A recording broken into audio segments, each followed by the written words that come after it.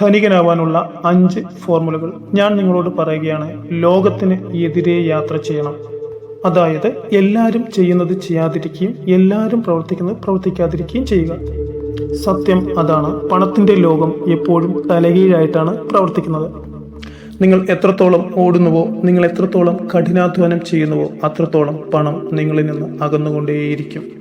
ഇതുകൊണ്ടാണ് ആയിരക്കണക്കിന് വർഷങ്ങൾക്ക് മുൻപ് ചാണക്യൻ ഇങ്ങനെ പറഞ്ഞു: ആൾക്കൂട്ടത്തിന്റെ പുറകിൽ പോകുന്നവൻ എന്നും ആൾക്കൂട്ടത്തിന്റെ പുറകിൽ തന്നെ ഒതുങ്ങിക്കൂടുമെന്ന്.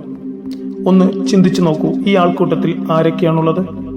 8 മണിക്കൂർ ജോലി ചെയ്യുന്നവർ, 12 മണിക്കൂർ ജോലി ചെയ്യുന്നവർ, രാത്രി ജോലി ചെയ്യുന്നവർ, ഇങ്ങനെ പല നിലകളിൽ അധ്വാനിച്ച് കുറച്ച് ശേഖരിച്ചു വെച്ച് സമ്പന്നനാകാൻ ശ്രമിക്കുന്ന ആളുകൾ. പക്ഷേ ഒരു കാര്യം ഞാൻ നിങ്ങളോട് പറയാം, ഇങ്ങനെ അധ്വാനിച്ചവരല്ല സമ്പന്നരായിട്ടുള്ളത്.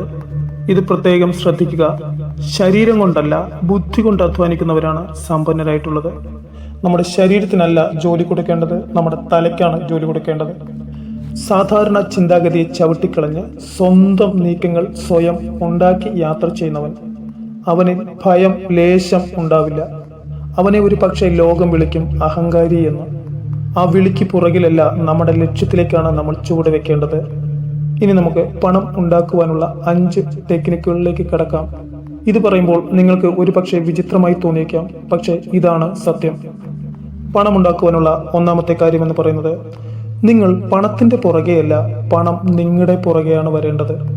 പലരും ചെയ്യുന്ന തെറ്റ് ഇതാണ്. കുറച്ച് ബാങ്ക് ബാലൻസ് അല്ലെങ്കിൽ പോക്കറ്റിൽ കുറച്ച് കാശ് ഉണ്ടാകുവാൻ വേണ്ടിയിട്ട് രാവും പകലും ഒന്നാക്കി മാറ്റി കഠിനാധ്വാനം ചെയ്യുന്നു. പക്ഷേ ചാണക്യൻ പറയുന്നു, അർഹമായ ബുദ്ധിയും ക്ഷമയും ഉള്ളിടത്ത് പണം നിലനിൽക്കുമെന്ന്. ശ്രദ്ധിച്ച് കേൾക്കുക. നിങ്ങൾ പണത്തെ പിന്തുടരുകയാണെങ്കിൽ നിങ്ങൾ എപ്പോഴും അതിന്റെ പിന്നിൽ തന്നെയായിരിക്കും. എന്നാൽ പണം നിങ്ങളിൽ ആകർഷിക്കപ്പെടുന്ന ഗുണങ്ങൾ നിങ്ങൾക്കുള്ളിൽ വളർത്തിയാൽ നിങ്ങൾക്ക് നിയന്ത്രിക്കാനാവില്ല പണത്തിന്റെ വരവ്. ലോകത്തിലെ പ്രമുഖരായ ആരും ഈ പണത്തിന്റെ പുറകെ പോകുന്നവരല്ല. ഉദാഹരണം, ഇലോൺ മസ്കോ, ടാറ്റയോ അംബാനിയോ പണത്തിന് പുറകെ ഓടുന്നവരല്ല. അവർ ലോകത്തിന് മൂല്യമുള്ളവരായി മാറിക്കഴിഞ്ഞു.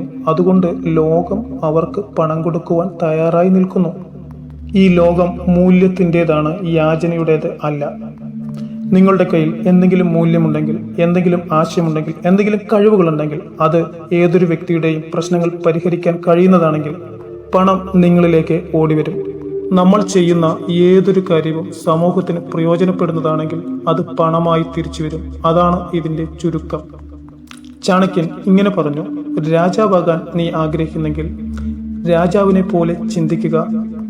നിന്റെ അറിവിനെ രാജാവിന്റെ അറിവിനോളം വളർത്തുക. അപ്പോൾ രാജ്യം നിന്റെ കാൽ കീഴിൽ വരും. അതുകൊണ്ട് സുഹൃത്തെ, പണത്തിന്റെ പുറകെ ഓടുന്നത് നിർത്തുക. സമയത്തെ കൃത്യമായി ഉപയോഗിക്കുക. അറിവുകൾ നേടുക. നിങ്ങൾ നിങ്ങൾക്ക് തന്നെ മൂല്യമുണ്ടാക്കുക. അപ്പോൾ പണം ഓടിയെത്തും. ഇനി രണ്ടാമത്തെ കാര്യം, നേർവഴിക്ക് നടക്കരുത്. ലക്ഷ്യത്തിലെത്തുവാൻ വേണ്ടി കുറുക്കുവഴികൾ സ്വീകരിക്കുക. ചെറുപ്പം മുതലേ ശീലിച്ചു കേട്ടൊരു കാര്യമാണ്, നേർവഴിക്ക് നടക്കുക, കഠിനാധ്വാനം ചെയ്യുക, ഒരു നാൾ വിജയിക്കും. എന്നാൽ ഇവിടെ ചാണക്യൻ പറയുന്നു, ലക്ഷ്യത്തിലെത്താൻ ഏറ്റവും സുരക്ഷിതമായതും വേഗതയേറിയതുമായ മാർഗം ഏതാണോ അതാണ് നല്ലത് എന്ന്. നേർവഴിയല്ല വേണ്ടത്, ശരിയായ വഴിയാണ് ആവശ്യം. കണ്ണടച്ച് എല്ലാം ശരി എന്ന് പറഞ്ഞു പോകുന്നവർ ഏറ്റവും പുറകിൽ ഒതുങ്ങിപ്പോകും. നമ്മളായിരിക്കുന്ന സാഹചര്യത്തിന്റെ സിസ്റ്റത്തെ മനസ്സിലാക്കി അതിന്റെ ബലഹീനത കണ്ടെത്തുകയും അവിടെ നിന്ന് സ്മാർട്ടായിട്ടുള്ള കുറുക്ക് വഴികൾ കണ്ടെത്തുകയും ചെയ്യുന്നവർ രാജാക്കന്മാരായി മാറും. കുറുക്ക് വഴി എന്നാൽ തെറ്റായ വഴികൾ സ്വീകരിക്കുക, മോഷ്ടിക്കുക, വഞ്ചിക്കുക എന്നല്ല അർത്ഥമാക്കുന്നത്. കുറഞ്ഞ സമയത്തിൽ കൂടുതൽ ഗുണം ചെയ്യുന്ന കാര്യങ്ങളെ കണ്ടെത്തുക എന്നാണ് അർത്ഥം. ഒന്ന് ഓർത്തു നോക്കൂ, ലക്ഷക്കണക്കിന് ആളുകൾ ജോലിക്കായി വരി നിൽക്കുന്നു.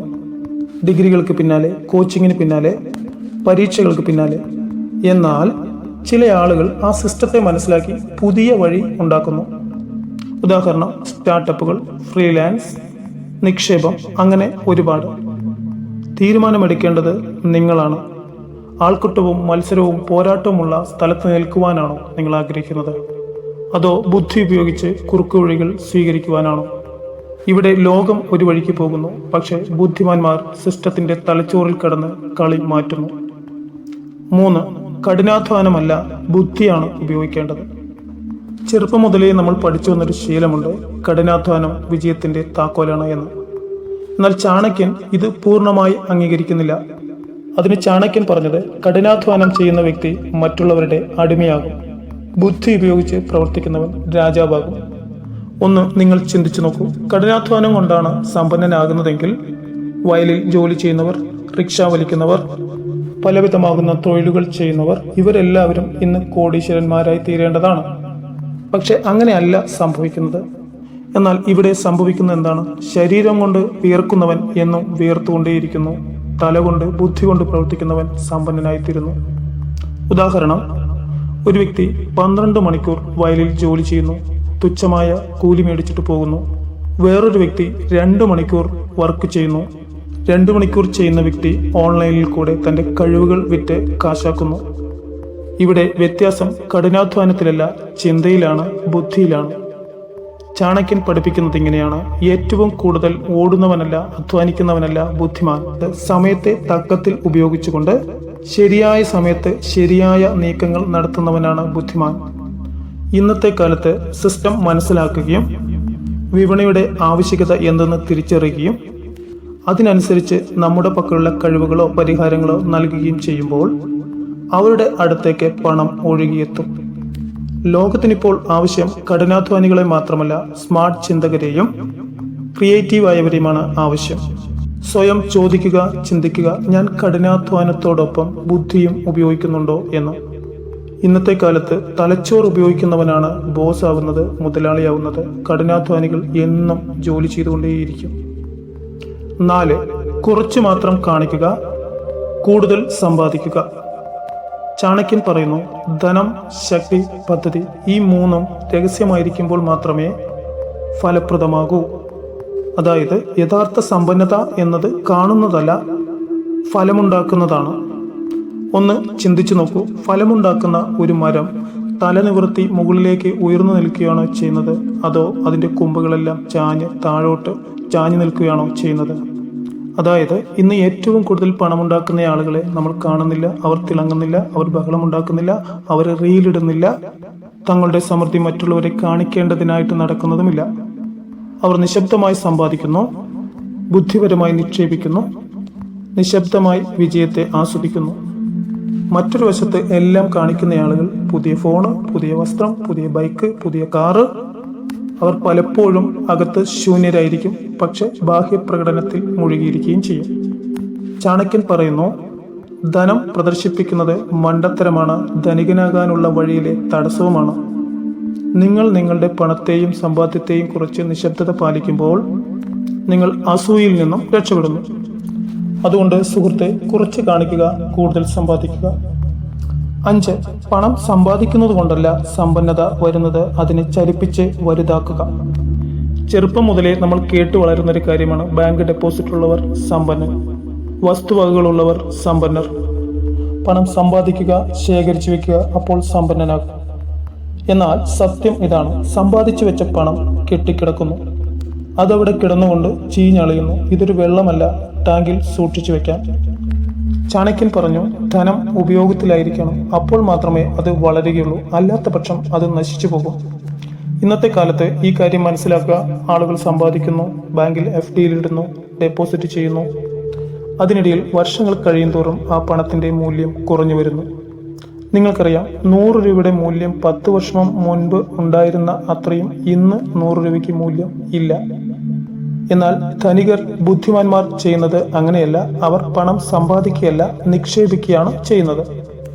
ബിസിനസ്സിൽ, ആശയങ്ങളിൽ, വസ്തുവകളിൽ, ഷെയർ മാർക്കറ്റിൽ ഇങ്ങനെ അവർ നിക്ഷേപിക്കുന്നു. ഇങ്ങനെ പണത്തെ ചലിപ്പിക്കുമ്പോൾ അത് ചലിക്കുന്നു, പ്രവർത്തിക്കുന്നു. പണം ചലിപ്പിക്കാൻ അറിയുന്ന വ്യക്തിയുടെ കയ്യിൽ കൂടുതൽ കൂടുതൽ പണം ചേർക്കപ്പെടുന്നു. ഓർക്കുക, അക്കൗണ്ടിൽ വെറുതെ കിടക്കുമ്പോൾ ആ പണം ദരിദ്രനായിരിക്കും. പണം ചലിക്കാൻ തുടങ്ങുമ്പോൾ അത് പുതിയ പണത്തിന് ജന്മം നൽകുന്നു. ഒരു പാവപ്പെട്ടവനും ഒരു ധനികനും തമ്മിലുള്ള വ്യത്യാസം കാണുക. പാവപ്പെട്ടവൻ പണത്തെ സൂക്ഷിക്കുന്നു, ധനവാൻ പണത്തെ ചലിപ്പിക്കുന്നു. നിങ്ങൾ തീരുമാനിക്കുക, നിങ്ങൾ അത് സൂക്ഷിച്ചു വെക്കുമോ അതോ ചലിപ്പിക്കുമോ? ബുദ്ധി ഉപയോഗിച്ച് അതിനെ ചലിപ്പിക്കുന്നുവെങ്കിൽ അത് വർദ്ധിച്ചു വരും. അതുകൊണ്ട് സുഹൃത്തെ, പണം സമ്പാദിക്കുന്ന ശീലം ഉപേക്ഷിച്ച് അതിനെ ഓടിക്കാൻ പഠിപ്പിക്കുക. രാജാവ് സൈന്യത്തെ നയിക്കുന്നത് പോലെ. അപ്പോൾ യഥാർത്ഥ സമ്പന്നത വരും. അതുകൊണ്ട് സുഹൃത്തെ, ബുദ്ധി കൊണ്ട് പ്രവർത്തിക്കുക, കുറുക്കു വഴികൾ ഉപയോഗിക്കുക, ഭയപ്പെടരുത്. നിങ്ങൾക്ക് ഈ വീഡിയോ ഇഷ്ടപ്പെട്ടാൽ ലൈക്ക് ചെയ്യാനും ഷെയർ ചെയ്യാനും കമൻറ്റ് ചെയ്യാനും മറക്കരുത്.